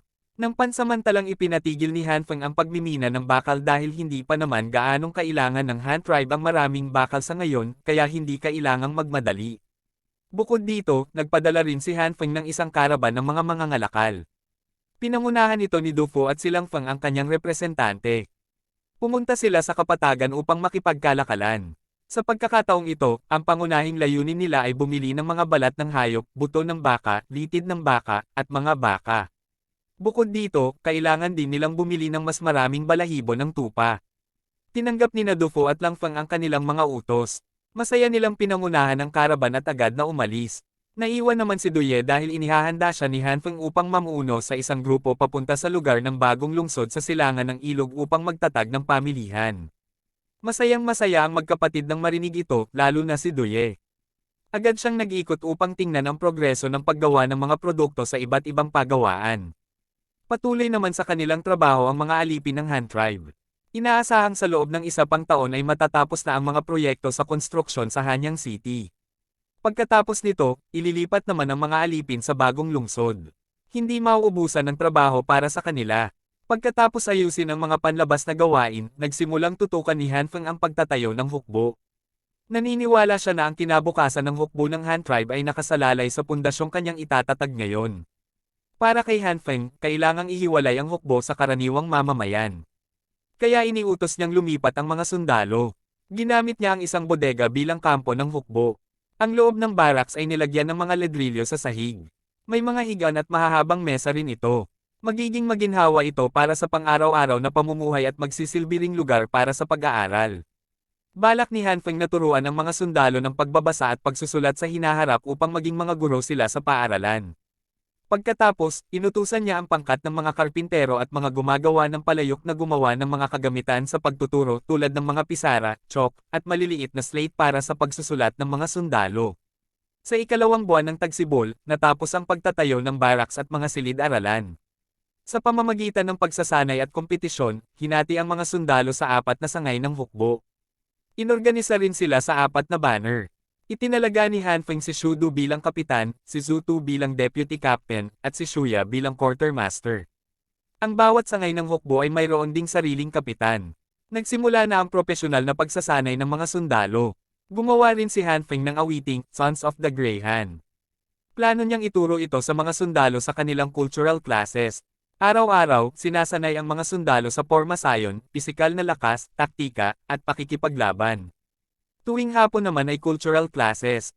Isinama ni Hanfeng ang pag-aaral ng mga karakter ng Han at mga leksyon sa taktika upang habang natututo silang magsulat ay natututo rin sila ng estratehiya sa digmaan. Mayroon ding pagsusulit tungkol sa mga pagsasanay sa umaga. Pinag-aaralan nila ang kanilang mga kahinaan bago muling magsagawa ng pisikal na pagsasanay. Bukod sa pagsasanay ng mga sundalo, nagtayo rin si Hanfeng ng klase para sa grupo ng mga estudyante. Tinuruan niya sila kung paano gumawa ng mga pang-araw-araw na kagamitan at kung paano magsulat gamit ang mga karakter ng Han. Kasama sa mga estudyanteng ito ang mga babaeng buntis noong nakaraang taglamig at mga batang nasa paligid ng 10 taong gulang. Sa kabuuan, humigit kumulang 200 katao sila. Tinuruan ni Hanfeng ang mga Han character sa pamamagitan ng pagsusulat ng mga sanaysay upang habang natututo ang mga estudyante ng mga karakter ay natututo rin silang gumawa ng iba't ibang bagay. Sa buong ikatlong buwan ng tagsibol, parehong abala si Hanfeng sa pagsasanay ng hukbo at pagtuturo. Samantala, ang pangkat ng mga mangangalakal na pinamunuan ni Duyi at ang hukbo ni Shuda ay nagtungo sa lugar ng bagong lungsod upang maghanda. Ang karavan ng mga mangangalakal ni Dufu ay naghahanap din ng mga tribo sa damuhan upang makipagkalakalan, ngunit nadiskubre nilang nakalipat na ang tribong nakasama nila noong nakaraang taon. Ipinaliwanag nilang Feng na ang mga tribo sa damuhan ay lumilipat depende sa panahon. Maaari nilang gamitin ang ganitong pattern upang makahanap ng ibang tribo. Sa ika-4 na buwan, nakarating ang advance party sa lugar ng pagtatayuan ng bagong lungsod. Nagsimula silang magtayo ng kampo. Napansin ng mga hunting party ng mga kalapit na tribo ang kanilang ginagawa, ngunit dahil kakaiba ang kagamitan at kilos ng Han tribe, hindi sila naglakas loob na lumapit. Hanggang sa isang araw, habang kumukuha ng tubig sa ilog ang isang squad leader ng Han tribe, nakatagpo niya ang isang hunting party mula sa ibang tribo. Ipinaliwanag ng squad leader ang plano ng Han tribe at inimbitahan silang lumahok sa kalakalan at pagtatayo ng lungsod. Tuwang-tuwa ang pinuno ng tribong iyon sa alok ng Han tribe, ngunit nag-aalala siya na baka wala silang sapat na tao upang ipagpalit sa mga produkto. Ipinaliwanag ng squad leader na maaaring ipagpalit ng Han tribe ang mga produkto kapalit ng paggawa, at magbibigay rin sila ng pagkain at puting asin. Nang marinig ito ng pinuno, labis siyang natuwa. Nagpasya siyang bumalik muna upang pag-usapan ito kasama ang mga nakatatanda ng tribo. Pagkatapos nilang magpulong, dinala sila ng squad leader pabalik sa kampo. Pinangunahan sila ni Sir Leo upang makipagkita kay De at malaman ang mga detalye tungkol sa pamilihan. Ipinaliwanag ni De ang plano sa pagtatayo ng bagong lungsod at ang mga kondisyon ng pakikipagkalakalan. Labis na nasiyahan ang pinuno sa plano ng Han tribe. Sinabi niyang pagbalik niya, ibabahagi niya ang impormasyong ito sa iba pang tribo upang makahikayat ng mas maraming tao na lumahok sa pagtatayo. Sumulat din si De ng liham kay Hanfeng upang iulat ang progreso. Iminungkahi rin niya na personal na pumunta si Hanfeng upang planuhin ang eksaktong lokasyon ng bagong lungsod. Matapos matanggap ni Hanfeng ang liham, nagpasya siyang pumunta roon mismo. Plano niyang magtayo ng isang napakalaking lungsod na maaaring tumanggap ng humigit kumulang 400,000 katao. Ang disenyo ng bagong lungsod ay ibinatay sa plano ng Chang'an City. Hinati ito sa Palace District, Noble District, School District, at 80 Market Districts. Pinalawak din ang residential area sa Market District upang mas maraming tao ang maaaring tumira roon. Umaasa si Hanfeng na mapapataas pa ang populasyon sa pamamagitan ng mga patakarang hihikayat sa panganganak. Ang pagtatayo ng bagong lungsod ay hahatiin sa ilang yugto. Una ay ang pagtatayo ng Market District, pagkatapos ay ang city walls at ang palasyo. Naghanda rin si Hanfeng ng malaking bilang ng mga kahoy na tabla na gagamiting halmahan para sa pagtatayo ng rammed earth city walls. Pagkatapos nito, pinangunahan niya ang isang convoy ng mga kariton at manggagawa papunta sa bagong lungsod upang simulan ang konstruksyon. Ngunit sa mismong sandaling iyon, dumating ang masamang balita sa Hanyang City. Isang malaking hukbo ng mga kanibal ang papalapit mula sa hilaga.